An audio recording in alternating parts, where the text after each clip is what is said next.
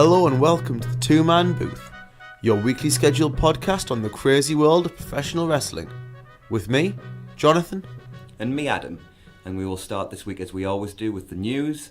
And I think the first thing we need to talk about this week is the Ronda Rousey sort of quote-unquote shoot on Instagram from the other day. Yeah, this looks very much to be like it's a worked shoot, and it appears to be part of the storyline. What is honestly, quite frankly, the most confusing and odd storyline in professional wrestling at the moment. Ronda's coming out saying various things about that are very critical of professional wrestling, and basically outing the business as fake. Now, this is not 1980 or anything like that. Everyone knows that wrestling's fake nowadays unless you're about 4. So I understand them going a little bit shooty with this angle, but I think they're just going too far. It's exposing the business, and I think it's pretty much uncalled for. I don't mind her criticising professional wrestling. As part of if her heel character was all about, MMA was so much better than this. Like, this sucks. Yeah, almost like how Brock was last year, and I didn't love that either, but Brock's his character was basically, I don't care about pro wrestling, I'm just here for the money. Yeah, and I really wouldn't mind that if that was kind of the angle that they were going down. I think Ronda could do that pretty well. But having her not say that and just basically going along the lines of wrestling's fake and it sucks and you're all losers for watching it. And it's not on the TV show, which is always my thing. Like, if it's on the TV show, don't tell us what I'm watching's fake. But there was a part of me that was like, this is clearly being used and interwoven into the story, and actually got quite big. It was sort of on Fox News and CNN and stuff like that, and it's like, I just don't understand how this helps draw people to the show, because are people really going to buy WrestleMania with the idea that, everything on the show's fake, but Ronda's going to shoot for real in the main event? I mean, come on. Like, we know it's wrestling. Yeah. And anybody who only cares about real stuff isn't going to be interested in that anyway. Exactly. So who does this draw to the show? Exactly. And supposedly, Paul Heyman has a massive input in everything that Ronda's doing at the moment. And I have so much respect for Paul Heyman as a creative force. And, he's been part of some of the coolest things in wrestling history. But this is really starting to suck. And we'll talk about this later on in this episode. Yeah. But I am really starting to turn very heavy on the whole Ronda, Becky, Charlotte angle. And we'll talk about that when we cover Fastlane later on. So the next thing on the agenda today is Brie Bella's announced her retirement. Not exactly huge news, but something worth mentioning. Her and her sister had a pretty long and, by money I guess, successful run in WWE. I'd never think Brie improved much. I actually genuinely think Nikki got better towards the end. I don't think she was great or anything. Totally agree. But I think she got better towards the end. Brie's never really done anything for me. But, she was a big part of the women's division for however many years, a better part of a decade, I guess. It's amazing they've been around that long. Oh, yeah. It has, hasn't it? But at the end of the day, this is not something I'm going to miss. But there are people out there who genuinely will, because Brie was always, for whatever reason, relatively over. Yeah, you're right. I mean, the Bellas were an absolute cornerstone of that division for a very long time. I hadn't realised it had been around 10 years. I think it was around 2008 they made the debut. Yeah, it was around that, when they were doing Twin Magic and all that stuff. I mean, Brie obviously is a mother now. Her and Daniel Bryan have a child, so obviously that'll be her priority, and obviously more power to her for wanting that to be her focus. I guess that's what a mum should be doing, really. But you're right, Brie never really improved. But at the same time, what I did kind of like about Brie, and Nikki to the same extent, is they may not be the most talented wrestlers I've ever seen in my life, and I've given them a lot of criticism over the years. But at the same time, they do seem to genuinely love the wrestling business, whether they're good or not. We was talking about Batista earlier and how much we think that he loves wrestling. I think they're the same in terms of they do have a genuine passion for it, and Brie was pretty over in different spells of her career, and she will be missed by some people, but if she's happy and she wants to focus on being a mum, then like I said, more power to her. And switching topics slightly, we had the latest episode of Being the Elite, which came out on Monday.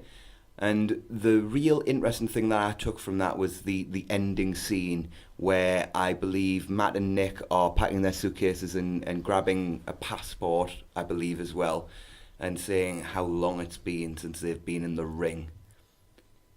Interesting.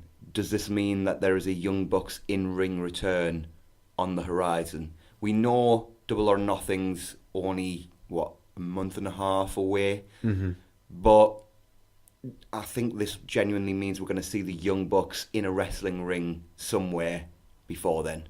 Where though? I don't know. It's interesting that they had the passport as well. So it must be somewhere abroad in theory. Yeah.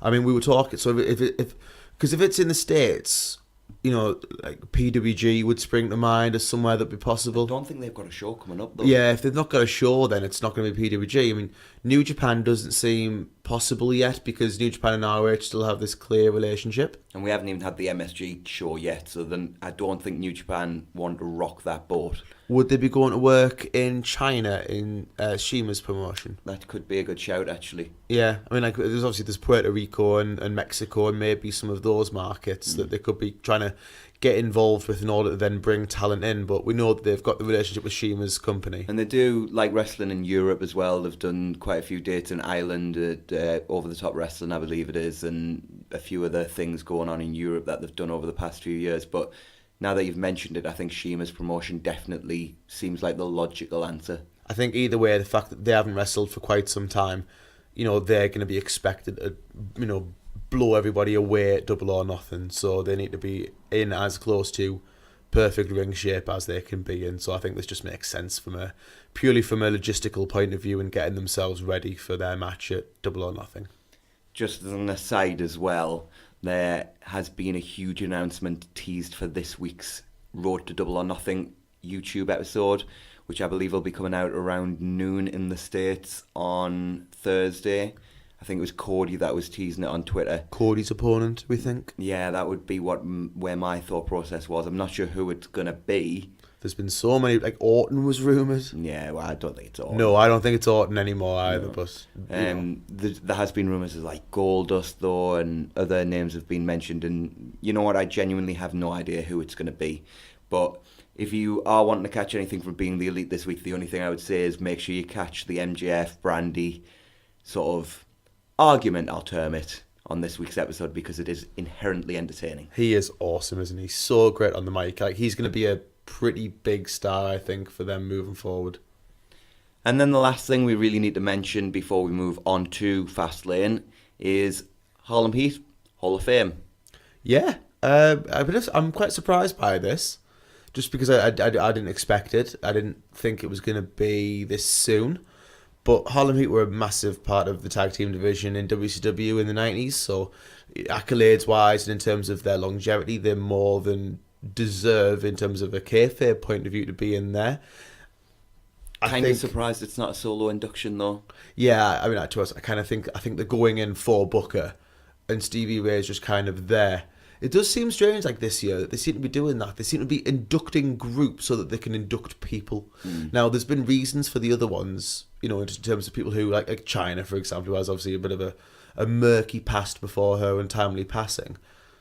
But, like, Booker has no reason not to go in on his own. And accolades-wise, Booker is a 6-time world champion. Yeah. Was a massive part of WWE and throughout the sort of the early to mid 2000s, and I see no reason why he doesn't deserve a solo induction. I just don't get it. There's plenty of other people that they've inducted. It's not like you're looking and going, Stevie Ray needs to be inducted. I mean, people weren't exactly clamouring for it. No, but at the same time, like Booker more than has earned the right to go in, because there's people that are in that are far worse than him. And I think with that, we will move on to Fastlane. We'll start with the kickoff show. Otherwise known as the Up and Down pay-per-view. Yeah, very much so. So on the kickoff show, the only thing you really need to know was Kofi was approached by someone as New Day made their way to ringside for their pre-show match. He said the McMahons wanted to speak to Kofi about tonight's WWE Championship match. Groan. That will come into play later. And then we had the pre-show match, which was originally scheduled to be Andrade versus Ray, but somehow they got out of the main show, and cards we subject got to change. New Day of Big E and Xavier Woods against Rusev and Shinsuke Nakamura. They went screen in screen with no sound during the match for a pay-per-view advert centered around the Shield. Like, I know I say this every time, but you have an hour-long pre-show. Why do you need to put an advertisement during a match? Because the match isn't important. That's what they're telling you. The match isn't important. Why do you watch this? This is not important. Like, who cares about these 4 guys in the ring? And then we went screen in screen with mini sound, so a little bit of sound from the ring, as Miz meets with his heel father. Shane greets them, and we find out Usos versus McMiz will open the show. Back to the actual action, the heels isolated Xavier for a good portion of time until he managed to get the hot tag to Big E, who just took over. He went for the big ending, but Shinsuke transitioned nicely into a guillotine choke. Rusev and Nakamura worked quite well as a team and hit a AA suplex combo type thing, followed by a sliding knee for 2. Shinsuke went for the Kinshasa, but New Day reversed. They hit a nice double team, but as they went for Midnight Hour, Rusev distracted the ref and Lana crotched Xavier up top. Rusev landed a nice Machka kick for a great near fall, and later he and Nakamura powerbombed Woods outside the ring before Rusev rolled him in for another attempted 3. Rusev locked on the accolade, and then Xavier nearly got to the ropes, but Nakamura pulled them further away on the outside, and the ref was just apparently totally fine with this. Nakamura just pulling the ropes further away, and the ref's like, yes, this is this is definitely allowed, but helping your tag partner, no, that's disqualification, Braun. Big E then took out Nakamura, back in, and New Day hit Midnight Hour for the win on Rusev, I believe it was. Yeah, I've written Woods in my notes, and they definitely didn't pin Xavier. They pinned themselves. Apparently. This was perfectly fine. It was a fun match. Nothing really to write home about, but it was a good match. It just goes to show there's 4 good guys in there, and if you let them just go out and have a 10, 12-minute match, it's going to be fun. Yeah, they were always going to have a good match, and it turned into that. The one thing that I do want to say, man, you talk about the split screen thing. I mean, one of the things I love is that when I go to the cinema, I love it how, like, they do split screen where the film's on in one half of the corner, one half of the screen, and then the adverts are on the other half. Like, I love that. I love how I can't actually hear what's going on. That's really cool. Oh, no, it doesn't happen, does it? Just make us care about the wrestling. That's all it has to be. But yeah, this was a really good match in terms of, go out there and get the crowd warmed up. And what did you expect from 4 guys who are very good in the ring? It just astounds me how much Nakamura has fallen in a year. It is it is atrocious. He won the Rumble? The Royal Rumble winner, and he went on to face AJ Styles for the WWE Championship at WrestleMania last year. I mean, I remember when Nakamura moved to WWE, and Nakamura was my favourite wrestler in the world at that point. And I know he's declined somewhat. He's not quite the wrestler he was at like Wrestle Kingdom 9 and 10 and all of that, but he's still extremely good. He's still really better than what he's given. Yeah, and he just deserves better. And at that time, like we said, like they can't get this guy wrong. He's just so charismatic and so awesome. You can't get this wrong. And oh look, they have. So onto the main show, and we opened, as I said earlier, with the Usos versus McMiz. Miz got a predictably huge reaction from the crowd. Miz and Shane then hit the heart attack early on for a 2 count before the Usos got the heat on Shane. Miz eventually got the hot tag and ran wild for a while until the Usos fought back with a double super kick, but Shane made the save only to be hit with like a Samoan drop neck breaker double team type move. Miz hit the skull-crushing finale, but the referee was checking on Shane for a couple of seconds, and when he turned around, Jimmy kicked out at 2. Jay then laid out Miz and went for the Superfly Splash, but Shane came off the top at the same time, coast-to-coast style, and collided with Jay in midair. Miz only just got out of the way of certain disaster. That would have been bad. And it was a really cool spot, but man, it was dangerous. Yeah. Miz and his dad then share sort of a look, and Miz heads up top going for a frog splash, but Jay gets the knees up and cradles him for the pin and the win. This was okay, better than expected, and sort of very similar to the level their match was at the Rumble, to be honest. Yeah, it was a good match. Like, it wasn't great or anything like that, but it was much better than I expected. The heat segment did go pretty long. Yeah, it did drag in places. But on the whole, I did like it as a match, and was a good start to the show without being great. Yeah, agreed. So post-match, Miz checked on Shane, who said he'd been knocked loopy. I'm shocked by that, by the way. He hugged his dad, but as he and Shane make their way around ringside, Shane turned on Miz and beat him down. It was a pretty good beat down, but Shane did punctuate it with a really bad-looking sort of inverted triangle, I guess it was. Yeah, so he first off, he threw some really, really stiff-looking punches at Miz. We've always said, you either get air shots or stiff as hell punches with Shane. There is no in between. And then a broad kick to the face. He's not got a good worked punch in him. He either potatoes somebody or he misses them by a mile. Yeah, and then he tried to do the sort of rolling triangle choke, but in a very odd position. It didn't really kind of make sense. I obviously get that Shane does supposedly do like jiu-jitsu and other types of MMA and things like that, and obviously he's trying to incorporate that. But first off, when he rolled the guy over, he rolled Miz over, and then gave Miz more than enough room to actually escape from the hold, and then had to reapply it, which just made it look quite fake. And if you're going to do some kind of like submission move to like choke him out, there are much better options, like a rear naked choke, which I know is Joe's thing, but there are much better options for him to go for. So backstage, Corbin, McIntyre and Lashley cut an old school Shield style promo. They say they've dominated Raw for weeks, and Lashley says this fight will end the Shield.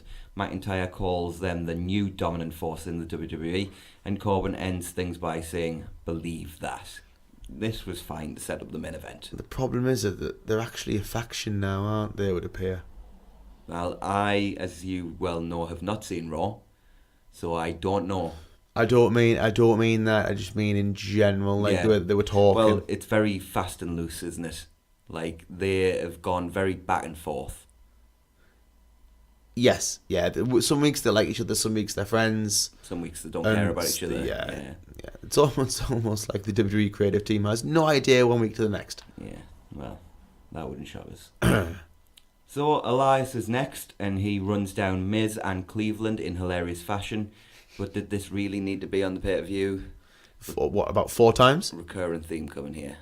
Yeah, what's amazing is their inability to feature people who really need to be featured, whilst also putting ridiculous amounts of filler on what is an already long show. Like we'll talk about it later, but these pay-per-views have got to get shorter. You've got to get those network minutes, brother. Oh, they're far too long. So next up we had the SmackDown Women's Championship match.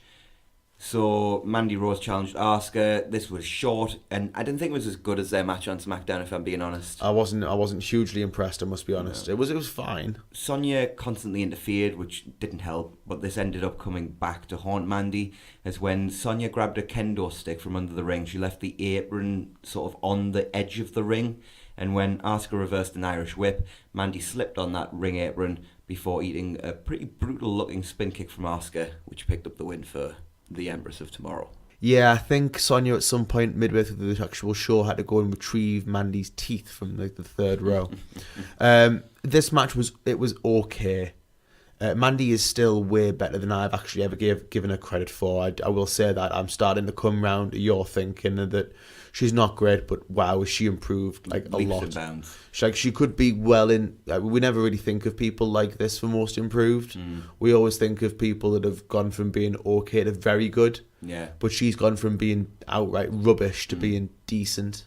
She's still quite green in places, and I think you could see that in this match as well.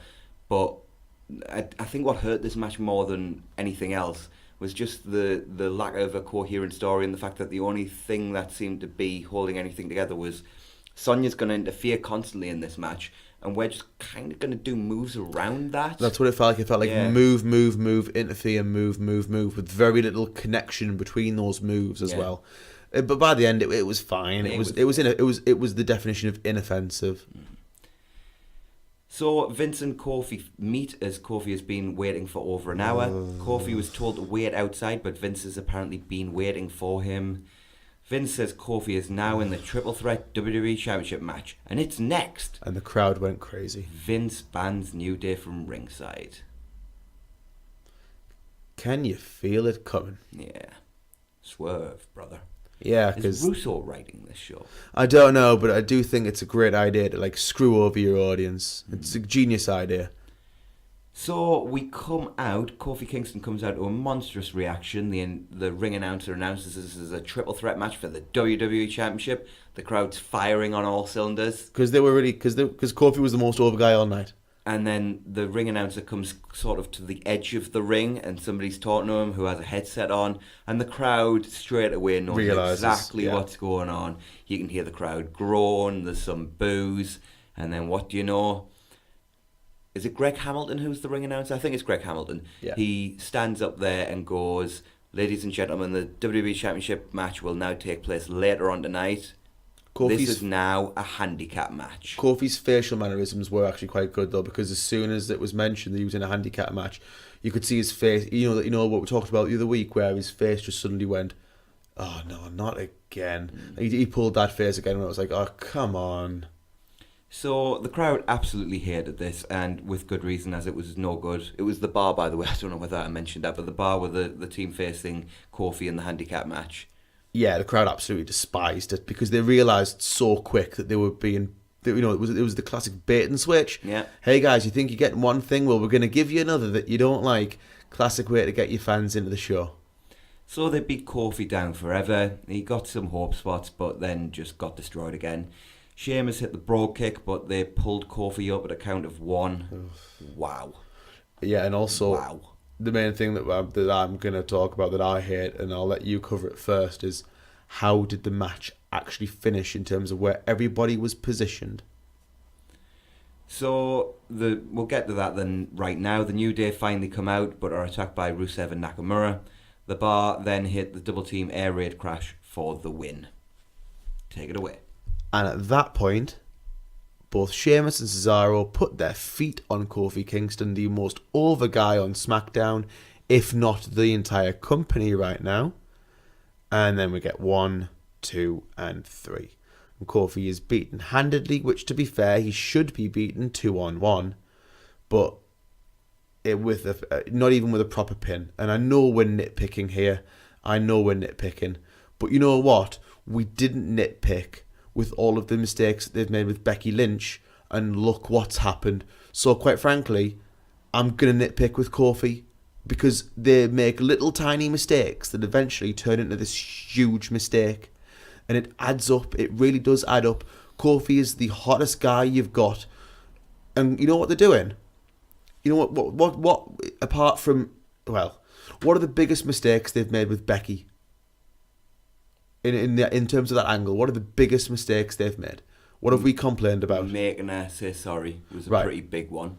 But what has led to all that? What's the mistake that led to all of that sorry stuff? Who did they involve? The McMahons. Okay, what are they doing now with Kofi? Involving the McMahons. Yeah, because for some reason Vince just seems to despise Kofi. With no logical explanation why. Yeah, but he likes Mustafa Ali. Does he? Which we'll talk about later. Yeah. He seems to like Mustafa Ali more than he likes Kofi. And it just makes no sense. But they're involving the McMahons, they're involving Vince, and believe it or not everything has to involve them to be good. Actually, if we look at the current WrestleMania projected card, the McMahons are all over it. They got the fingerprints all over it, haven't they? Yeah. You got to think Hunter's facing Tista, which is fine. Shane's going to be against Miz. Shane's going to be against Miz. Vince is going to be involved in the Kofi thing and the Charlotte and Becky thing. So Steph and Hunter. Steph's involved in that. Hunter's involved in that. Like, Shane's involved in the Kofi thing because he was there when Vince made his decision. Like, just get off my TV. Like, I don't mind the McMahons, but God, they're overexposing themselves. They do go into a panic mode every so often when ratings go down, and they bring Vince back. Yeah, that's their go-to now. They don't really have any of the aces up their sleeves, so they just trot Vince out there. But the ratings only bump for a little while, and then it goes straight back down. I mean, I do have a friend of mine at work who also watches wrestling. He does have a similar idea. I think me and you have discussed this, but not at any great length, that this may be feeding into maybe a storyline that, like, Vince really has lost his mind. Dude, and this lost was me touch. that was telling you this. No, but it was. I was also talking about this with someone else. And that, Vince has lost touch and totally lost his mind, and that's how, maybe after Mania. I have heard that maybe that was the idea, that he will somehow lose control of the company. For the second time. But the reason and the explanation I heard for that was back when there was a way to get sort of... Well, I guess it's still ongoing because you've got the Kofi thing, but it was back when there was a how do we get Becky in now that Vince has suspended her for 60 days. That was the original idea. You could just apply it to the Kofi situation now, because logically, I think everybody knows we're going to get Kofi Kingston versus Daniel Bryan at WrestleMania, which is great.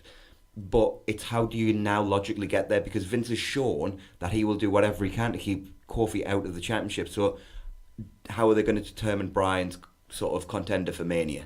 One thing we did talk about that would be quite cool is, because Vince, like we talk about tournament is the logical thing to do, but Vince is not going to put Kofi in a tournament because for some reason he just hates him. So what I think I said it, didn't I, is what a cool thing to do would be for Kofi to say, right, Vince, put me in that tournament, but I have a condition, okay? You don't want me in there.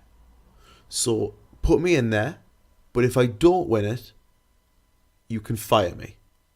Because for some reason Vince obviously seems to hate him, and that gives Vince then a reason to just go, right, you know what, Kofi, because I don't think you're that good anyway. Go on then. And then Kofi can then go win it. It's so odd. And New Day are going to need to be more edgy, and from what we've seen, that looks like it's going to be happening. Mm-hmm. Like New Day need to basically take over SmackDown. My whole thing was, I don't think I hated this as much as you did. I hated the 2 feet on Kofi's chest thing, because you don't pin a top guy like that. And if he's going to be in the WWE Championship match at Mania, whether you consider Kofi a top guy or not, he is a top guy if he's going to be in that match. It's the main event of SmackDown. Yeah, Come on. Exactly. So I didn't hate the idea of this. I just felt like it was the wrong place and the wrong time to do it. It's just needless. They could have done it on SmackDown if they wanted to do something like that to get a little bit more heat to the situation, because the crowd did go even more bananas for Kofi when they realised he was getting screwed again. So it did work to a degree. I just feel like it was more of a SmackDown angle, and it didn't need to be on an already bloated pay-per-view. But I do definitely agree with you that Kofi now needs to get edgier, which I think you were alluding to Big E's tweet where he said... What was it? It was. I can't say word for word, but it was something along the lines of like being good guys clearly isn't working out. So it was this kind of idea that Big E's going to be like, look, guys, like Kofi deserves this, but like we need to take it. We need to change our approach, and you know what? An edgy New Day, because we've said New Day have been getting stale again. Mm-hmm.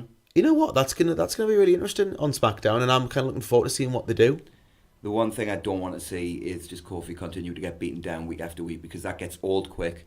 He just needs to get a win over the McMahons every now and then. In their minds, that's how they got Daniel Bryan over, though. We beat him down for long enough. The crowd cheered on him. But you know, in the Attitude Era, when Austin was feuding with Vince, did Vince get the upper hand every single week? You know what? Vince got beaten most weeks. Exactly. Austin, because you sent the crowd and the fans home happy most weeks. Yeah, well, it's not You know what? It was the opposite of the NWO. The NWO usually stood tall most weeks on Nitro. Who won the war again? Yeah. Like, learn the lessons. So, Elias then came out again. He ragged on Cleveland and Kofi this time. This was again entertaining, but honestly, what I wrote in my notes is, am I watching Raw? Yeah, this felt like Raw, and it was just filler. Like, I like Elias, and his act's great, and what he delivered was really funny. Mm-hmm. But every time he came on, as time went on, we kind of were like, seriously, they're taking time away from matches for this, for what is a promo. On a show that still went nearly 4 hours. It's a pay-per-view that's built around the matches that are built up through the television shows and promos through the month. Like, where's the logic here? Backstage, Kayla attempted to interview Shane. He smirked and went back into his dressing room without saying anything. Genuinely, this is the biggest heel turn cliche I've ever seen. Now it's getting worse and worse and worse. I've just become a bad guy, so I don't want to say anything. I don't want to talk about it. So I feel like we've ragged on this show a bit. Yeah, we have, haven't we? Because you know what? Like, as weird as this is going to sound, like, I actually did, on the whole, enjoy this show. I would say it was decent. Yeah. So we're getting the first thing that we did enjoy. It was a triple threat tag team match for the Raw Tag Team Championships. The best tag team on the planet, The Revival. Yep. Chad Gable and Bobby Roode, pretty good tag team in their own right. Chad Gable's just Kurt Angle reincarnated. And Aleister Black and Ricochet. Yeah, this was never going to suck, was it? Well, we were saying when we were watching the show, Bobby Roode's probably the worst worker in this match. Yeah, imagine a match where Bobby Roode's the worst guy in the ring. Bobby Roode's great. Yeah, he's fantastic. Like in most matches, he's the best worker. Yeah, so really good stuff we knew we were going to get here. And guess what? It was a ton of fun. Yeah. They worked a really good triple threat tag match with a load of sort of innovative spots, and everything went at a fast pace. Ricochet played babyface in peril as the Revival and Roode and Gable took turns controlling the match.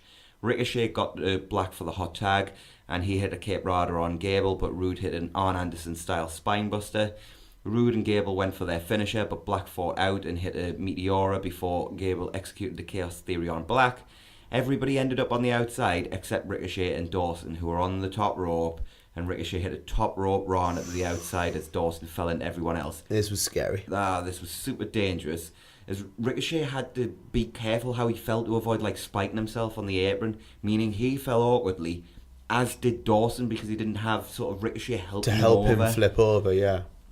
Back in though, and Ricochet hit an awesome dive from the ring over the corner post onto Roode. Ricochet hits awesome dive. Yeah. That's basically his biography. That'll be the title. Ricochet hit an awesome dive once. As he was in midair though, Chad Gable tagged him as he was flying over the top. That was so cool. And what did he also do? He grabbed the tag rope. Hey, there's rules in wrestling. I know, I love that, because you could see he just went, must grab that tag rope before I make the tag. It was awesome. He knows the rules. Love Chad Gable. So yes, he hit a crossbody straight away, but Dawson cradled him. Gable kicked out at 2, but was eventually caught with a shatter machine as the Revival retained. This was relatively short at about 11 minutes, but was fantastic pretty much from start to finish. Ricochet and Black got their heat back by taking out everyone post-match. This was what I expected. It was a sprint, but it was a ton of fun. Everyone was good. Ricochet was very much, I don't know what you think, but I thought Ricochet was very much the star of the match. Yeah, I would agree with that. But mainly, Revival got the win that they needed. They need to be made to look stronger than they are.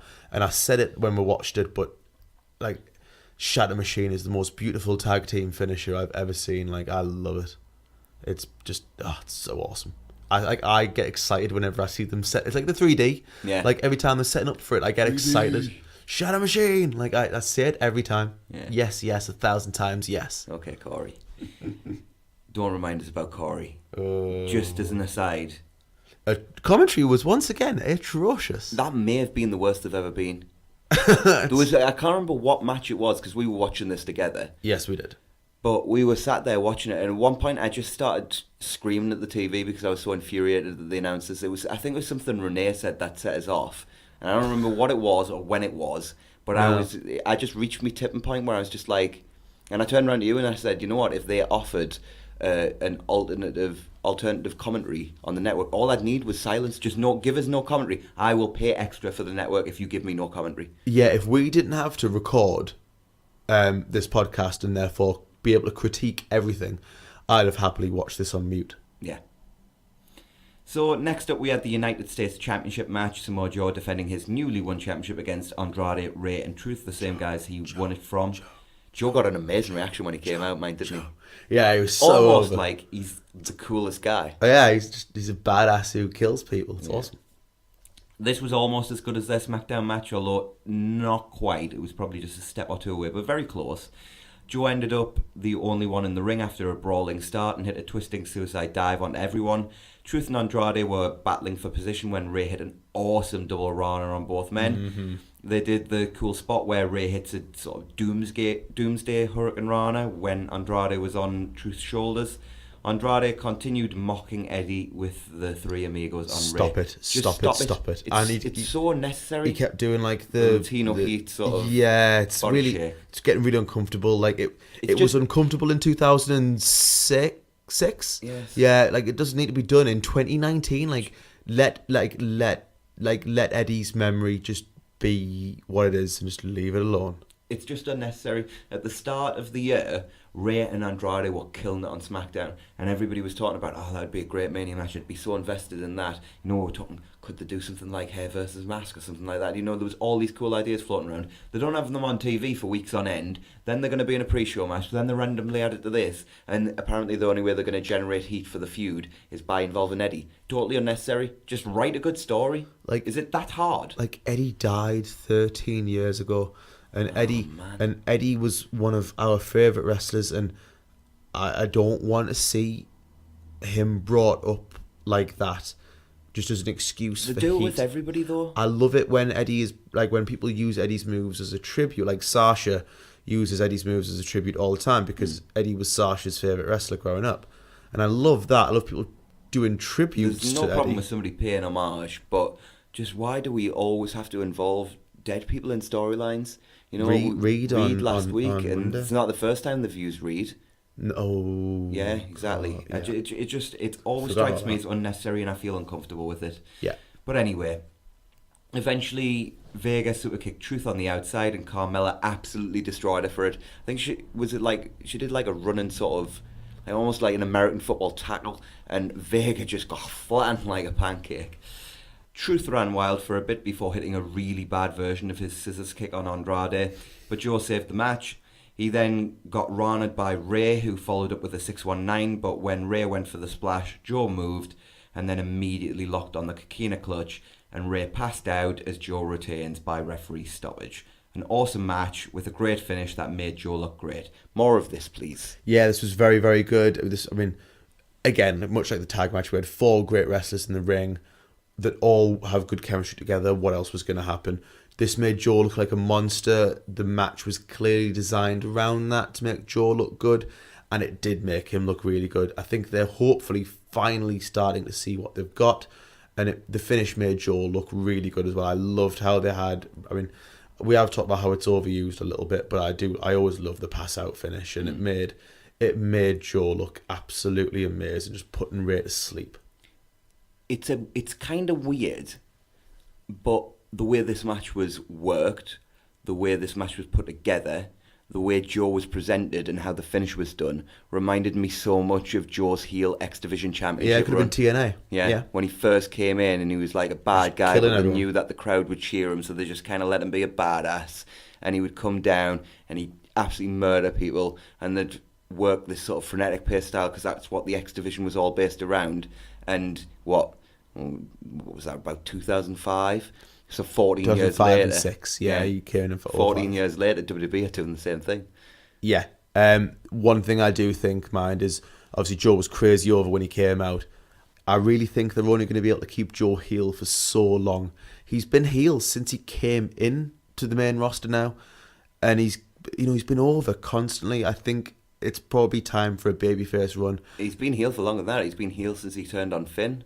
Yeah, in NXT. Yeah. Honestly, Joe does not need to change anything. Like, his character is just the same. Whether he's a good guy or he's a bad guy, just have him beat up different guys. You know what, though?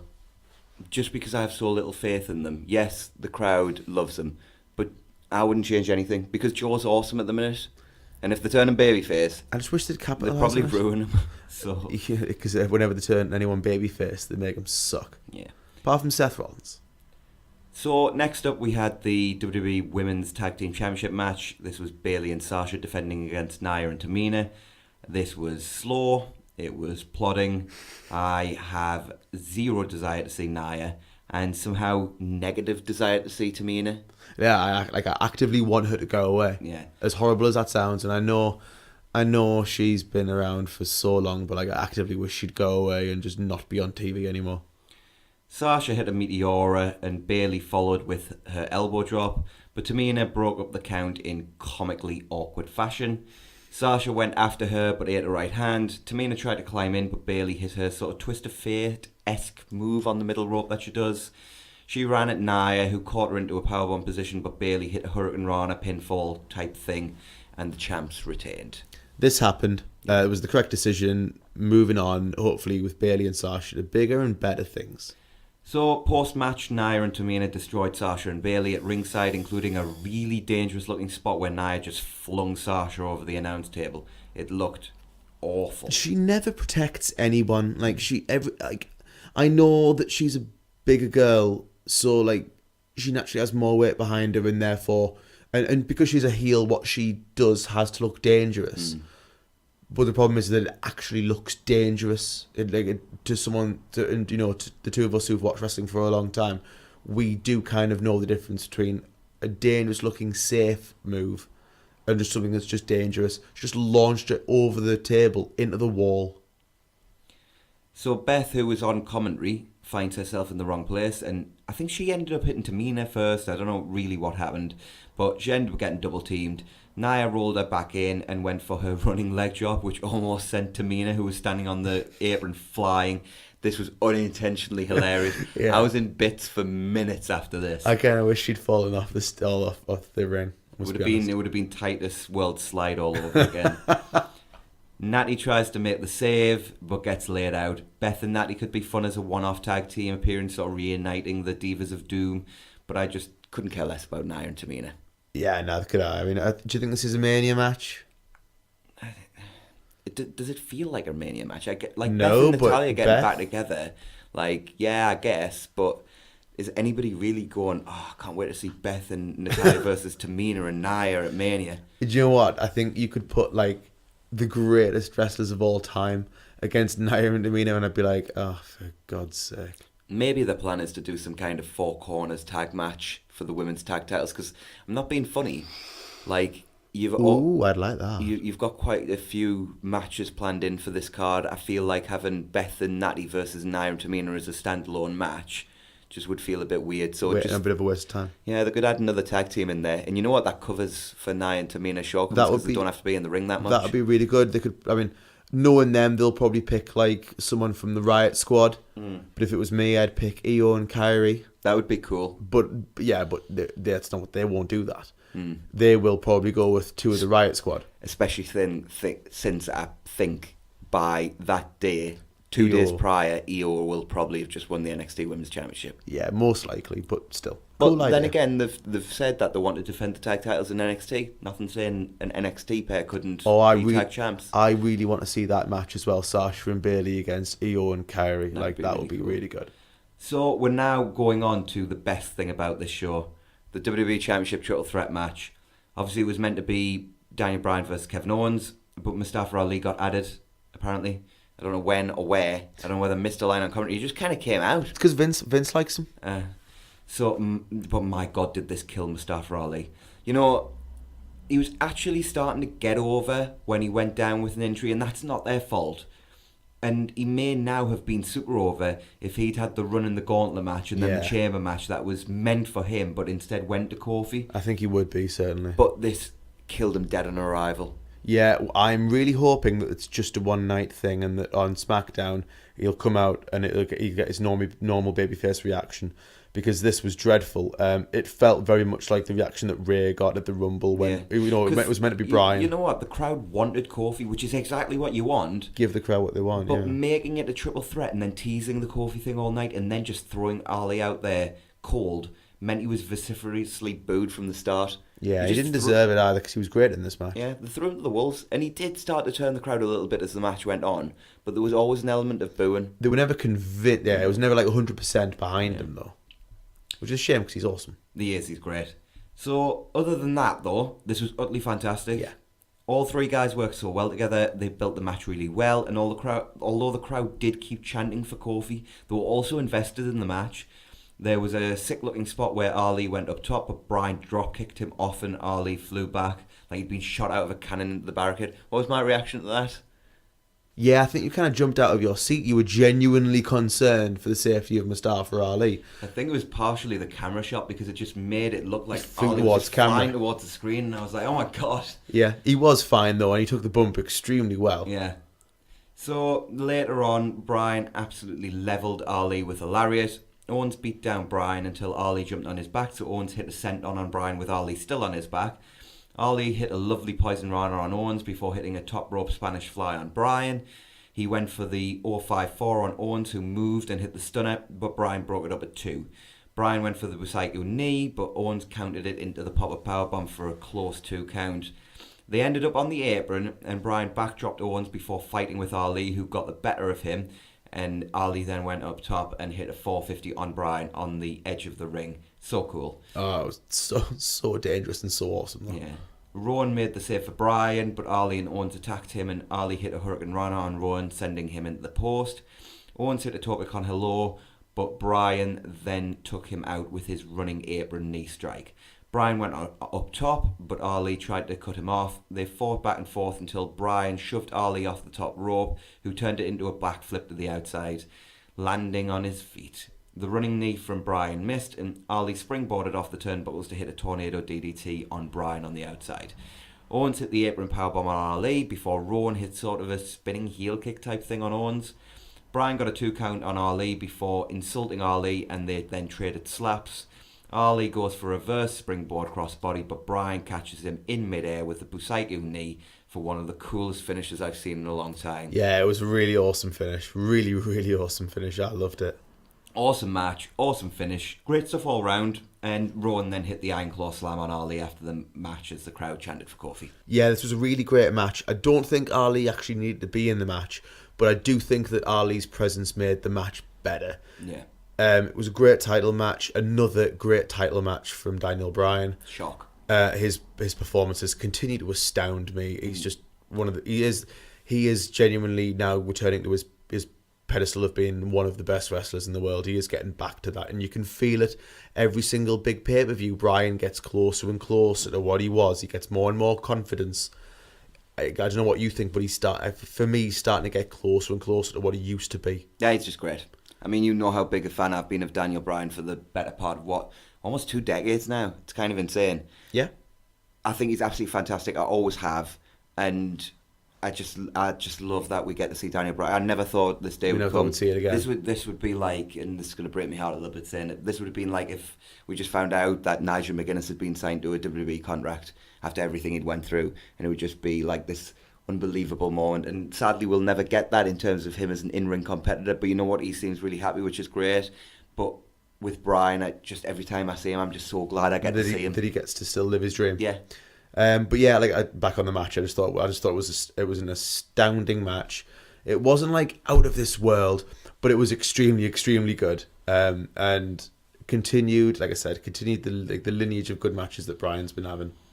So from the best thing on the show to the worst thing on the show, and if I told you before this show, I would be saying Becky Lynch versus Charlotte was the worst thing on the show. Would you believe me? This sucked so much. We'll go through the match first off, then we need to really go to town on this angle and this whole thing. So Becky is getting noticeably smaller reactions. We'll come on to that more as we go on. Smaller and smaller. She comes out on her crutch, which is just ridiculous. I'm all for suspending disbelief, but how am I meant to buy a woman who needs a crutch to walk even being in this match? This should end in 10 seconds flat in theory. It doesn't. It's slow and boring as they have to work around the idea that Becky supposedly can't walk under her own power. This is easily the worst Charlotte versus Becky match I've ever seen. Nothing of note happens until Becky somehow gets on top. She nearly gets a count-out win and then goes for the disarm her, but Charlotte gets out and locks on the figure 8. And as Becky, I suppose, is about to tap, because you might as well just completely ruin the story. Just bury her. Ronda came out and attacked Becky, getting Charlotte DQ'd. And Becky was chuffed by it. Was happy that she is only going to Mania because Ronda decided to attack her, totally flying in the face of the man's character. How have they botched this story? Because they've overcomplicated it so much that I'm at a point where I don't really know what's going on anymore. This was the hottest story they've had in years. Since and Bryan? They have completely and utterly botched it. It's beyond stupid. Like, we are getting to the point now where genuinely, I'm starting to think that this should main event with Lesnar Rollins. And Becky looks stupid as well. I think it's a better angle. Well, right, so first off, let's break this down.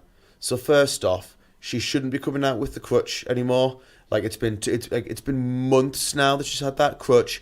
I totally got the idea of it at first, but now they've gone too far.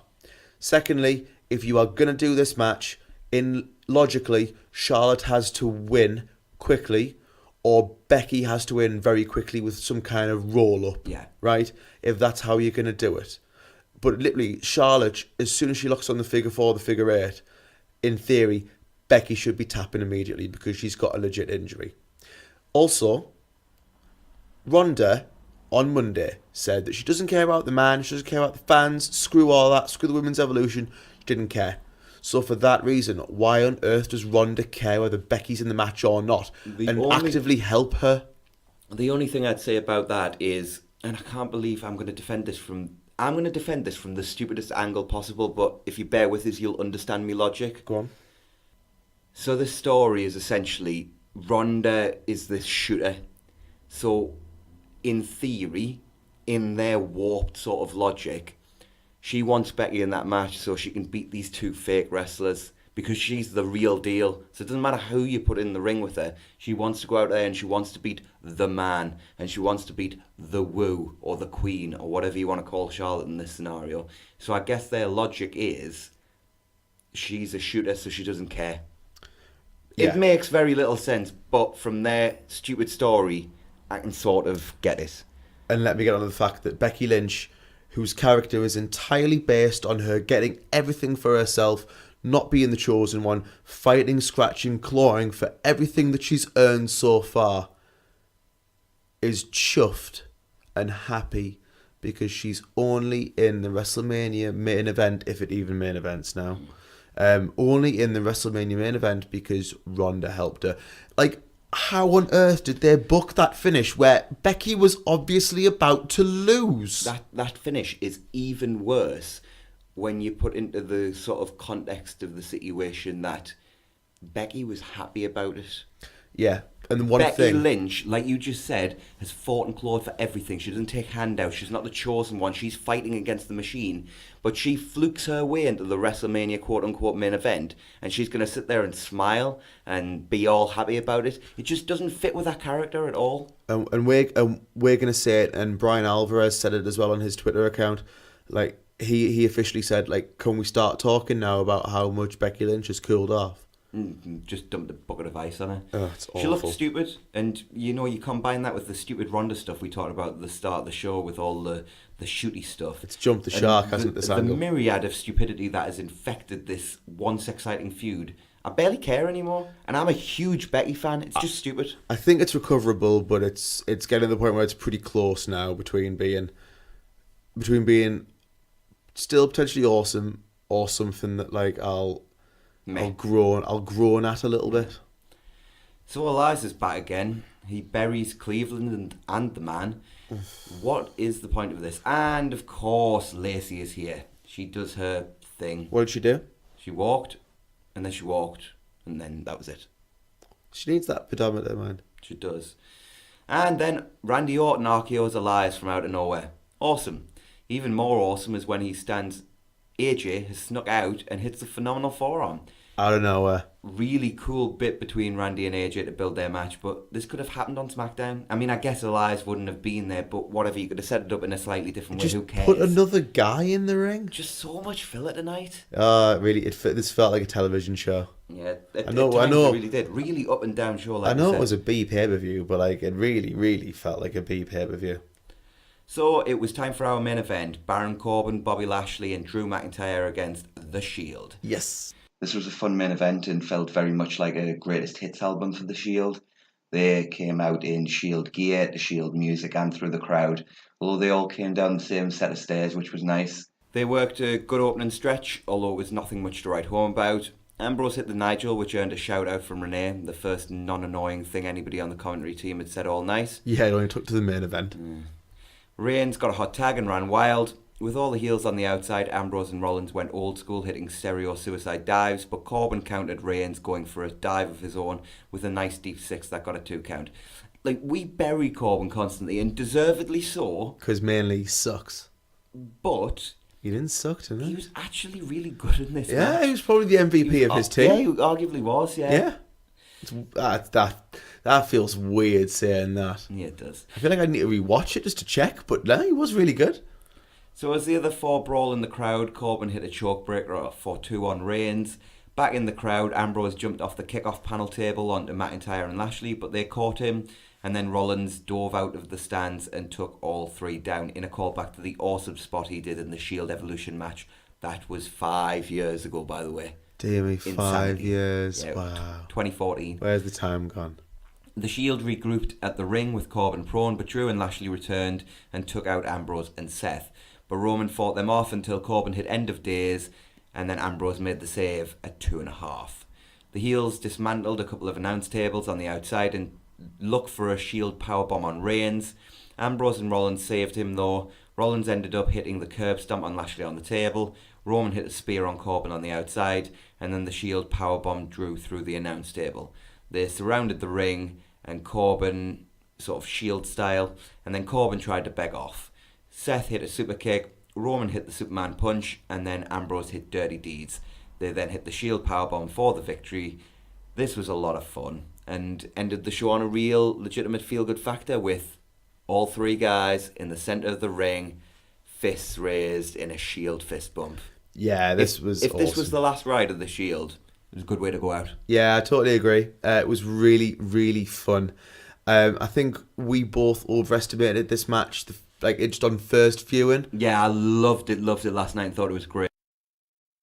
The day and stuff.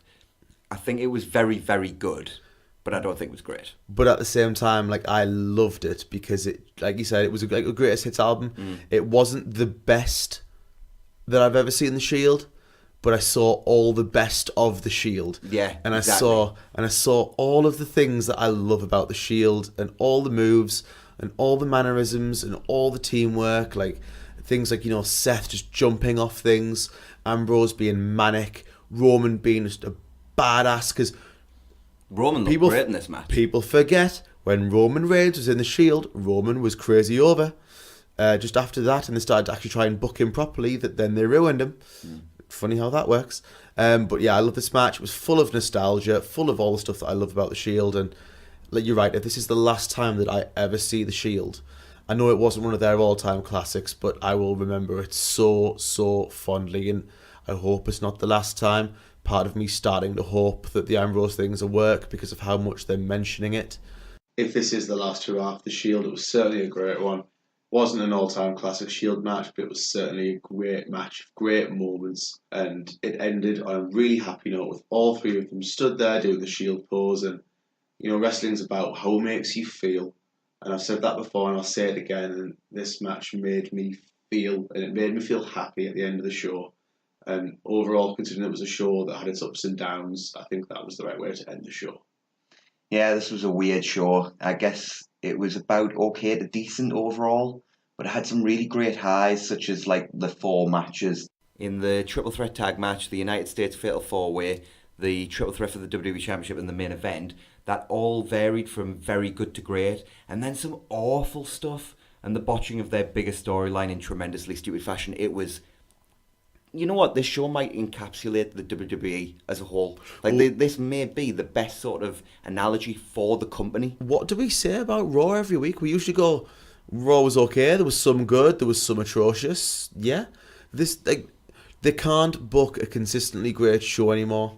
When was the last time that we watched a WrestleMania and we thought, yeah, that was all good? 30. All good? To as much as you can get a full show to be good. I mean, you opened with Brian Hunter. You had Brian in the main event. You had, although it wasn't... Just if we could just get Brian on all of the card, it'd make everything better. No, but Mania 30 was a good show in general. Oh, it was. I know. But that was probably the last Mania. That's coming up six years ago now. Yeah.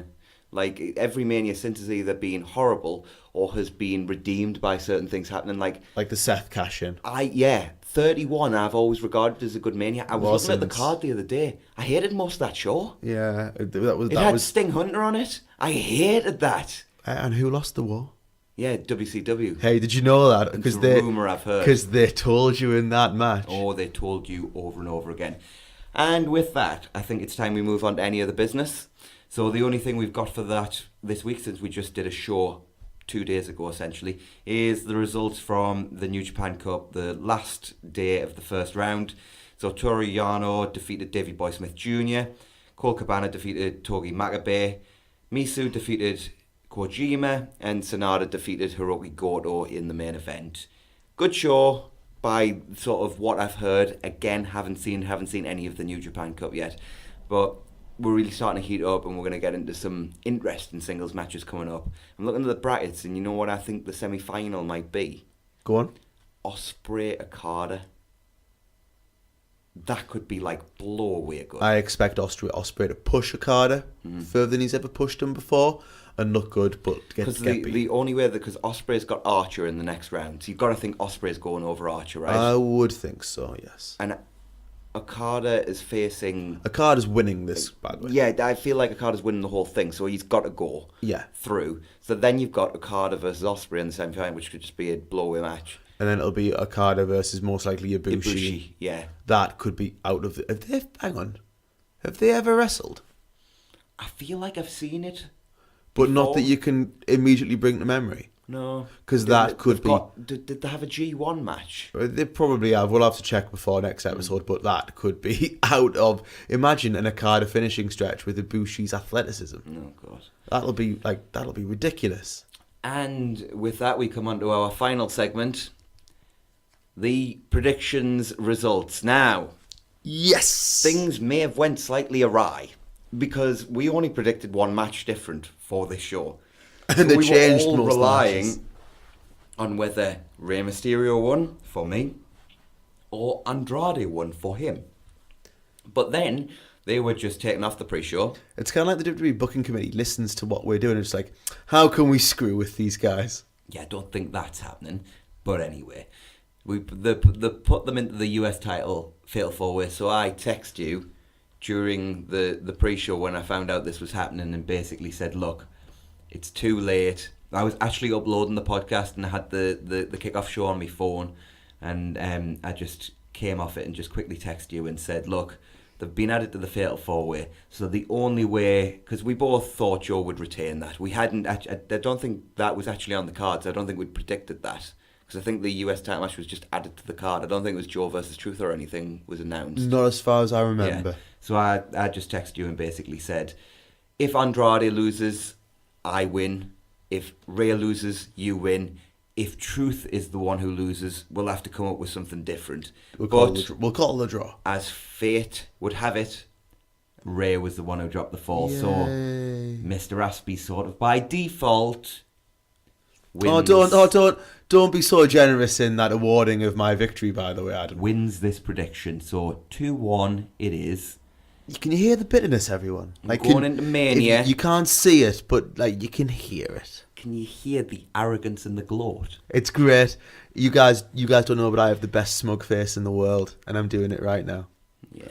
Adam is now considering launching himself across the room and punching me. So I think with that, I'm gonna stop talking. Yes, and with that, I think that's all we've got time for on this show. Because I'm gonna get knocked out now. Yeah. We'll be back on Friday, providing he's still with us. I'll get out of hospital by that time, I think. So we'll be back on Friday with our regular show. Obviously, Raw has happened as we are recording this podcast, and SmackDown will be taking place tonight. There'll be a usual show on Friday, though I just haven't had time to watch Raw before we recorded this tonight.